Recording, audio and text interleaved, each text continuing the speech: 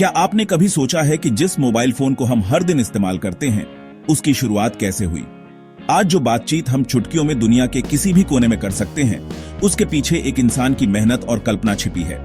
उस इंसान का नाम था अलेक्जेंडर ग्राहम बेल, एक ऐसा वैज्ञानिक जिसने इंसानों को एक नई ताकत दी, एक दूसरे से दूर रहकर भी जुड़ने की ताकत।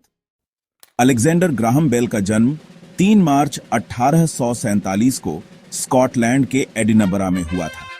उनके पिता भाषण और ध्वनि के विशेषज्ञ थे और उनकी मां सुन नहीं सकती थी। शायद यही कारण था कि बेल को बचपन से ही ध्वनि, बोलने और सुनने से जुड़ी चीजों में गहरी रुचि थी।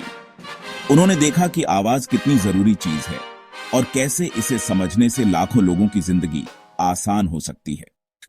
बेल पढ़ाई में तो अच्छे थे ही, लेकिन उनका असली जुनून था प्रयोग करना। उन्हें नई चीजें बनाना और उन्हें काम करते देखना बेहद पसंद था। जैसे जैसे वे बड़े हुए, वे कनाडा और फिर अमेरिका चले गए, जहां उन्होंने बहरे बच्चों को पढ़ाने के लिए स्कूल भी खोला। लेकिन साथ ही उनका मन एक और बड़े सपने में उलझा हुआ था, इंसान की आवाज को तारों के जरिए दूर भेजना। उस जमाने में यह सोचना भी अजीब लगता था कि कोई इंसान बोल रहा हो और मीलों दूर कोई और उसकी आवाज सुन सके। लेकिन बेल ने हार नहीं मानी। उन्होंने अपने सहायक थॉमस वॉटसन के साथ मिलकर इस सपने को हकीकत में बदलने की कोशिश शुरू कर दी। उन्होंने दिन रात प्रयोग किए, बार बार असफल हुए, लेकिन कभी रुके नहीं। और फिर आया वो ऐतिहासिक दिन 10 मार्च 1876। बेल ने अपने उपकरण से थॉमस वॉटसन को आवाज लगाई, mister Watson, come here, I want to see you. और ये शब्द थॉमस ने दूसरे कमरे में बिल्कुल साफ साफ सुने। यह पहला सफल टेलीफोन कॉल था जिसने दुनिया को हमेशा के लिए बदल दिया। इसके बाद ग्राहम बेल ने इस आविष्कार का पेटेंट करवाया और अपनी खुद की टेलीफोन कंपनी शुरू की, जो आगे चलकर AT&T नाम से जानी गई।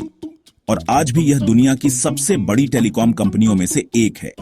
हालांकि कई लोग टेलीफोन के आविष्कार को लेकर विवाद करते रहे हैं, लेकिन दुनिया ग्राहम बेल को ही इसका असली जनक मानती है। बेल का सफर यहीं खत्म नहीं हुआ। उन्होंने अपने जीवन में कुल 18 से ज्यादा पेटेंट हासिल किए। वे हमेशा कुछ नया सीखने और बनाने में लगे रहते थे। उन्होंने हवाई जहाजों पर, पानी में चलने वाले तेज वाहनों पर और बहरे लोगों के लिए सुनने की मशीनों पर भी काम किया। उनका जीवन विज्ञान, सेवा और नवाचार का अद्भुत उदाहरण था। 2 अगस्त 1922 को ग्राहम बेल इस दुनिया से विदा हो गए। लेकिन जब भी हम किसी से फोन पर बात करते हैं, चाहे मोबाइल से या इंटरनेट के जरिए, उस हर बातचीत में कहीं ना कहीं ग्राहम बेल की सोच, उनकी मेहनत और उनका सपना जरूर शामिल होता है।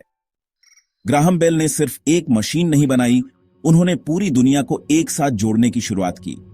और यही है उनकी सबसे बड़ी विरासत, एक ऐसी आवाज जो समय और दूरी की सीमाओं को पार कर जाती है।